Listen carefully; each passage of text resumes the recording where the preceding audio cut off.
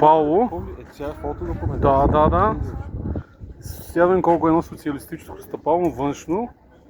15 см, намираме се до почтата. И сега ще видим дали е верно, че едно римско стъпало е доста по-голямо от това.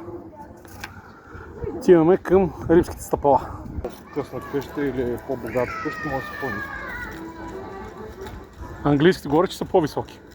Домашни 19 или началото на 20 век. Това строителство. Добре, къде отиваме сега? Нашите възрожденски, между другото. О, ето тук има 3 стъпала. Трудно е.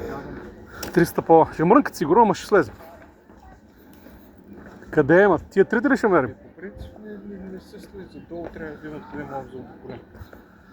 Можем, аз не мога да скачам, това ми е проблем. Ти няма скачаш, аз ще отивам. Не, ще видиш сега откъде ще минем. Оп!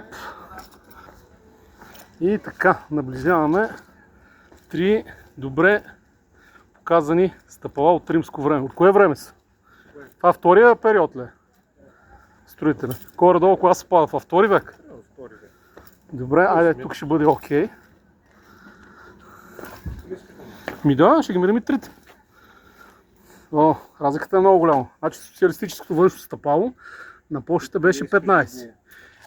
То е ясно къде.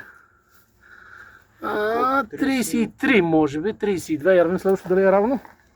Сега ти ще кажеш от тук отчупано и там ще видиш колко е. 3 да. Това тук, че се вижда по-добре тук точно. Да, точно така. И 30. Така, значи всяко стъпало външно за римляните, поне в Пловдив, а ширината на стъпалото колко е, я да видим? 33. Пак ли е 33 на 33? 34.